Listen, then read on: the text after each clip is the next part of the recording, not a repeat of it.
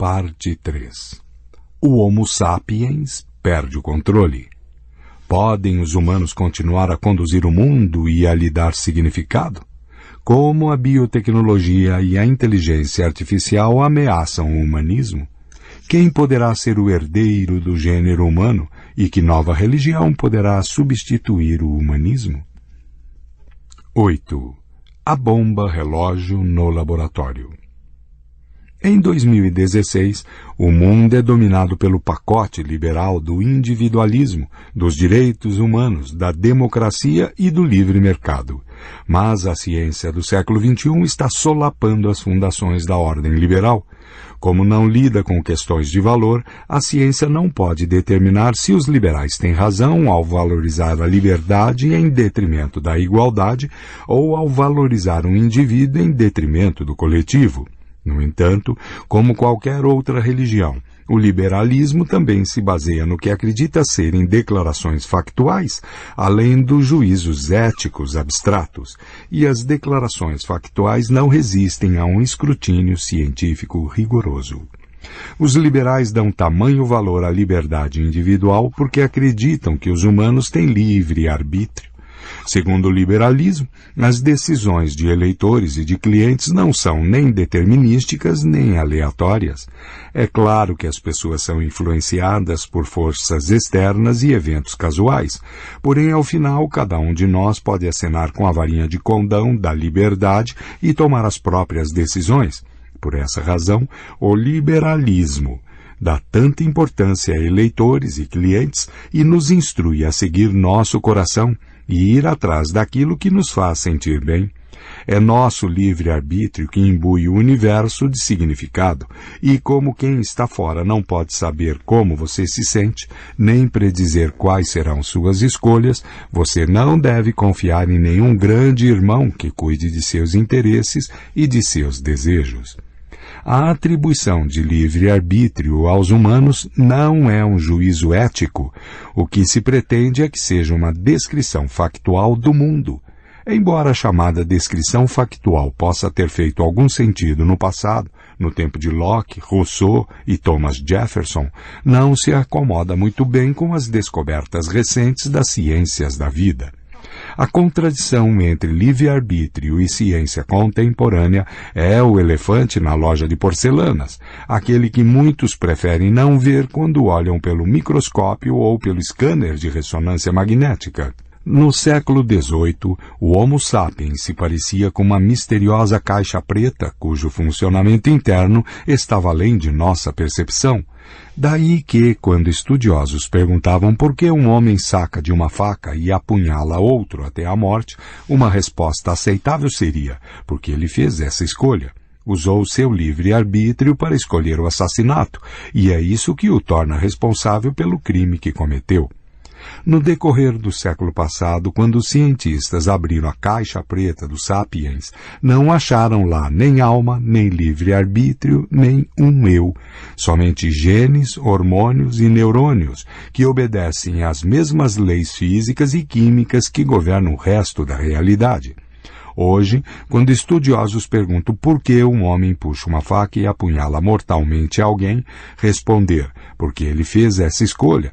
Não vai dar conta do recado. Em vez disso, geneticistas e neurocientistas darão uma resposta muito mais detalhada.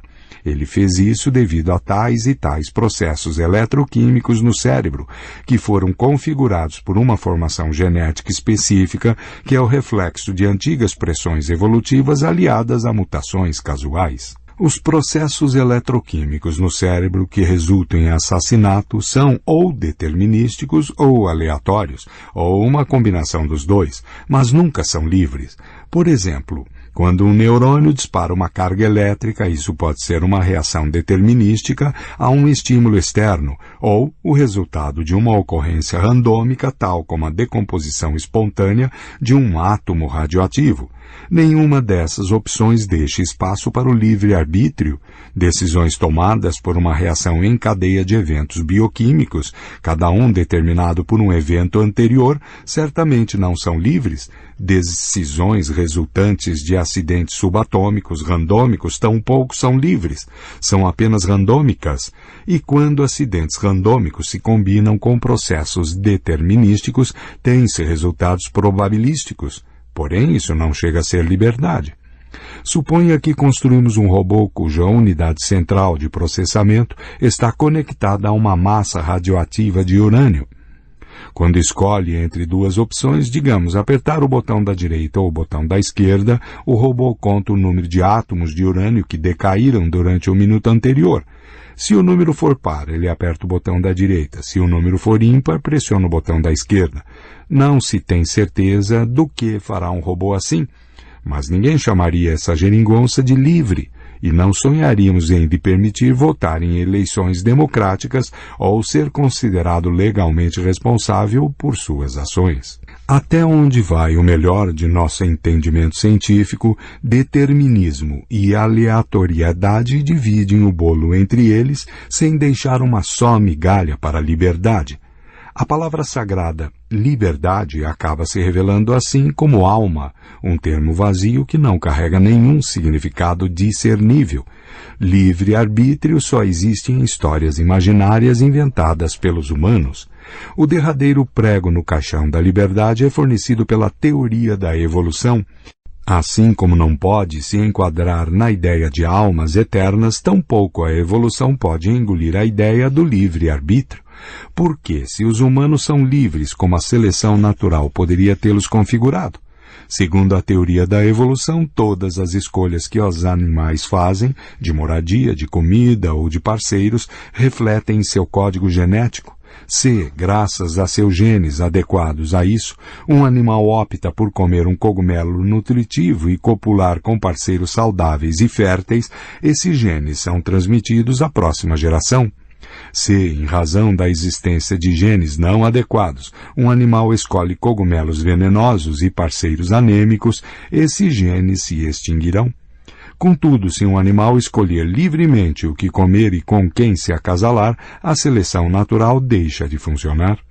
Quando confrontadas com essas explicações científicas, as pessoas costumam afastá-las, ressaltando que se sentem livres e que agem em conformidade com sua vontade e suas decisões. É verdade. Humanos agem de acordo com suas vontades. Se, com livre-arbítrio, você está se referindo à capacidade de agir segundo seus desejos. Então, sim, humanos têm livre-arbítrio, assim como chimpanzés, cães e papagaios. Quando o louro quer um biscoito, o louro come um biscoito. Mas a pergunta-chave não é se papagaios e humanos são capazes de agir segundo seus desejos interiores. A questão é, para começar, se podem escolher esses desejos. Por que louro quer um biscoito e não pepino? Porque eu decido matar meu vizinho irritante em vez de oferecer-lhe a outra face? Porque quero comprar o automóvel vermelho e não o preto? Porque prefiro dar meu voto a um partido de direita e não a um de esquerda? Não escolho nenhuma dessas vontades. Sinto um desejo específico brotar dentro de mim, porque esse é o sentimento criado pelos processos bioquímicos em meu cérebro. Esses processos podem ser determinísticos ou aleatórios, mas não livres. Você poderia replicar que, ao menos no caso de grandes decisões, como a de assassinar um vizinho ou eleger um governo, minha escolha não reflete um sentimento momentâneo, e sim uma longa e racional contemplação de argumentos de peso. No entanto, há muitos trens de argumentos em que eu poderia embarcar, alguns dos quais farão com que eu vote nos representantes da direita, outros naqueles de esquerda, outros ainda nos partidos de centro ou simplesmente eu resolva ficar em casa. O que me faz embarcar num trem de raciocínios e não em outro? Na estação que existe em meu cérebro, posso ser compelido por processos determinísticos a entrar num determinado trem de raciocínio ou posso embarcar aleatoriamente. Mas não escolho livremente ter os pensamentos que me farão votar em alguém de direita. Não são apenas hipóteses ou especulações filosóficas. Hoje, podemos usar scanners de cérebro para predizer os desejos e as decisões das pessoas bem antes de elas terem consciência disso. Em um experimento, pessoas são postas dentro de um enorme scanner de cérebro tendo em cada mão um interruptor. Elas são orientadas a apertar um dos dois interruptores se tiverem vontade. Os cientistas, observando a atividade neural no cérebro, podem prever qual dos interruptores será pressionado bem antes de a pessoa ter consciência da sua intenção. Eventos neurais no cérebro indicam que a decisão começa de algumas centenas de milissegundos a alguns segundos antes que se tenha consciência da escolha. A decisão de apertar o interruptor da direita ou da esquerda com certeza refletiu uma escolha, mas não foi uma livre escolha. Na verdade, nossa crença no livre-arbítrio resulta de uma lógica defeituosa. Quando uma reação em cadeia bioquímica me faz querer apertar o interruptor da direita, eu sinto que realmente quero apertar o interruptor da direita. E isso é verdade. De fato, eu quero apertá-lo. Mas as pessoas chegam equivocadamente à conclusão de que, se quero apertá-lo, é porque eu escolhi querer isso. Isso é falso. Eu não escolho minhas vontades. Eu apenas assinto e ajo de acordo. Contudo, as pessoas continuam alegando livre-arbítrio, porque até mesmo cientistas não raro fazem uso de conceitos teológicos desatualizados. Teólogos cristãos, muçulmanos e judeus debateram durante séculos as relações entre a alma e o desejo. Eles pressupunham que todo humano tem dentro de si uma essência interior, a alma, que é o verdadeiro eu. Seguiram afirmando que esse eu é detentor de vários desejos, como os de possuir roupas, veículos e casas. Alegadamente, eu escolho meus desejos da mesma maneira que escolho minhas roupas, e meu destino é determinado segundo essas escolhas. Se escolho ter bons desejos, vou para o céu. Se escolho desejos ruins, sou enviado ao inferno. A questão que se apresenta é: como exatamente eu escolho meus desejos? Por que, por exemplo, Eva desejou comer do fruto proibido que a serpente lhe ofereceu? Esse desejo lhe foi imposto? Será que esse desejo surgiu dentro dela por acaso? Ou ela o escolheu livremente? Se não o escolheu livremente, por que puni-la por isso? No entanto, uma vez aceito que não existe alma e que os humanos não têm uma essência interior chamada eu, não faz mais sentido perguntar como é que o eu escolhe seus desejos. É como perguntar a um homem solteiro como é que sua mulher escolhe as roupas dela. Na realidade, o que existe é apenas um fluxo de consciência e os desejos surgem e passam em seu interior, mas não existe um eu que seja dono desses desejos. É por isso que não há sentido em perguntar se eu escolho meus desejos determinística, aleatória ou livremente. Isso pode soar extremamente complicado, mas é surpreendentemente fácil testar essa ideia. Na próxima vez em que um pensamento surgir na sua cabeça, pare e pergunte a si mesmo: por que me ocorreu este pensamento específico? Será que eu decidi um minuto atrás ter esse pensamento e só então o pensei? Ou ele simplesmente surgiu na minha cabeça sem minha permissão ou instrução?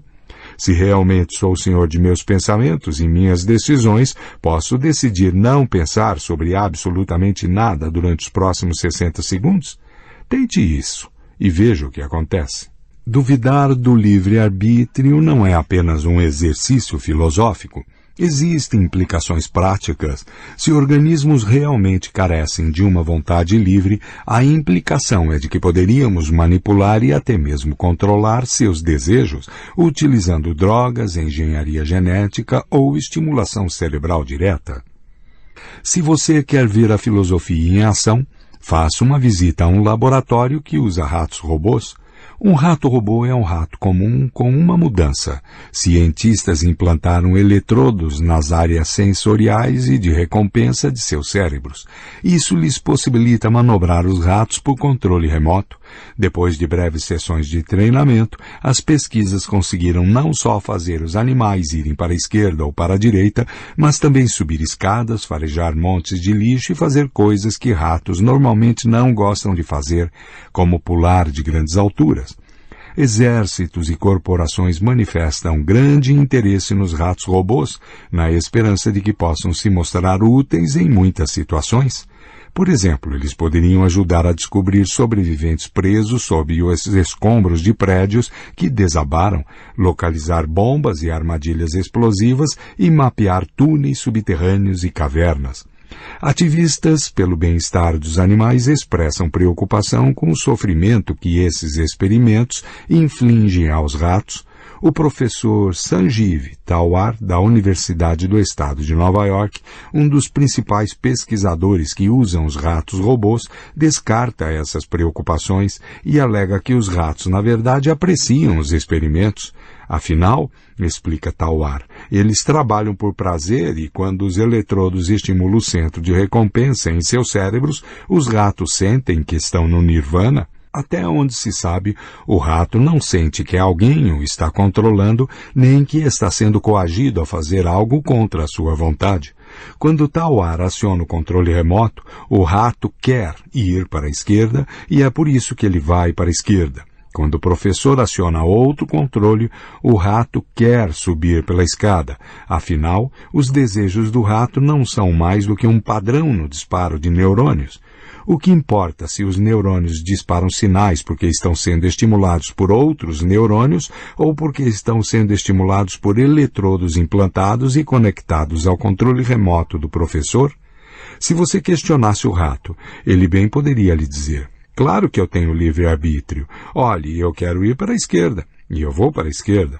Eu quero subir a escada, e eu subo a escada. Isso não prova que meu arbítrio é livre?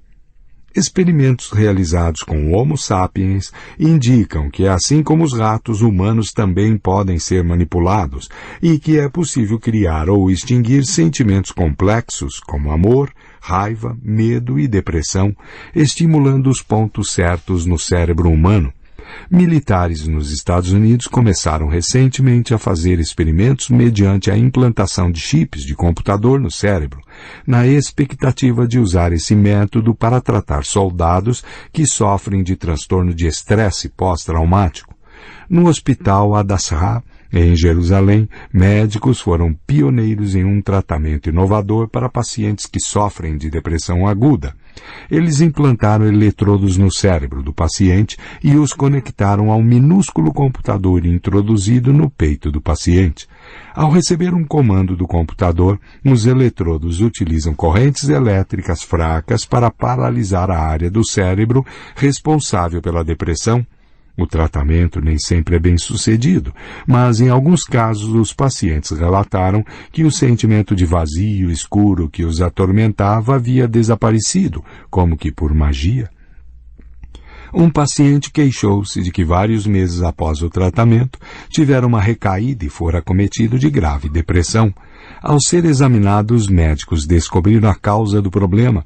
A bateria do computador havia descarregado. Quando trocaram a bateria, a depressão rapidamente desapareceu. Em face de óbvias restrições éticas, os pesquisadores só implantam eletrodos em cérebros humanos em circunstâncias especiais.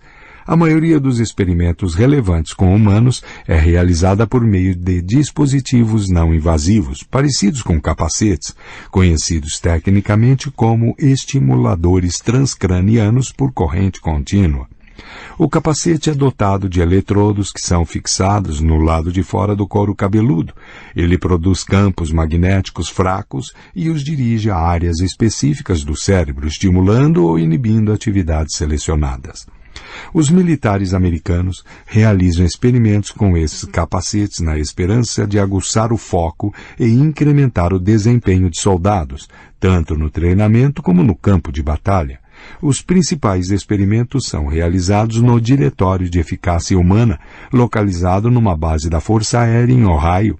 Não obstante, os resultados estejam longe de ser conclusivos e, embora haja mais propaganda em torno dos estimuladores transcranianos do que conquistas efetivas, vários estudos indicam que o método pode realmente melhorar a capacidade cognitiva de operadores de drones, controladores de tráfego aéreo, atiradores de elite e outros profissionais cujos deveres requeiram extrema atenção durante períodos extensos.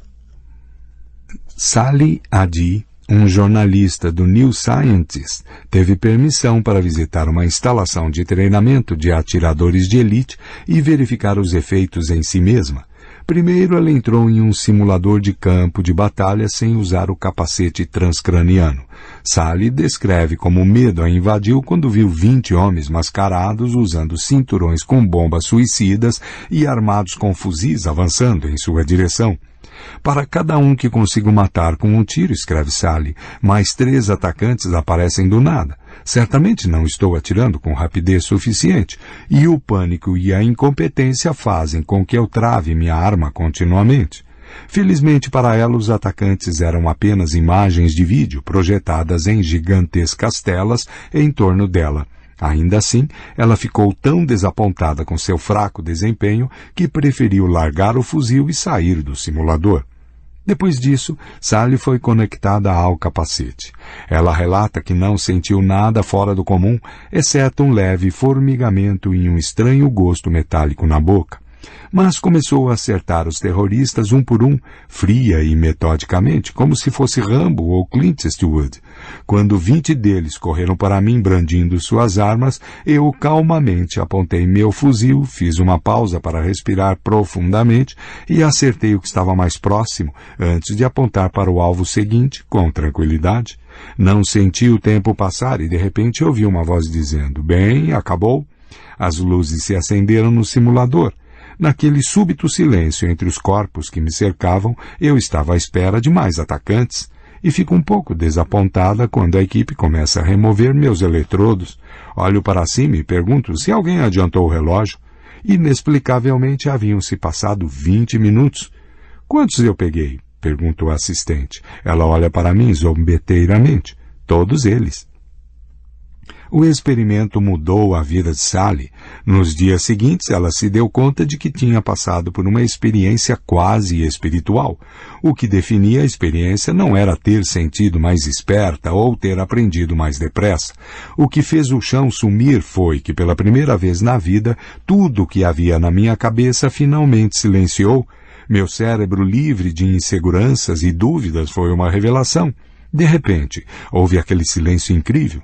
Espero que você consiga me entender quando eu lhe disser que o que eu mais quis nas semanas seguintes à minha experiência foi voltar para lá e conectar-me àqueles eletrodos. Comecei também a fazer uma porção de perguntas. Quem era eu, além desses gnomos zangados e amargos que povoam minha mente e me fazem fracassar por estar aterrorizada demais para tentar? E de onde vinham aquelas vozes?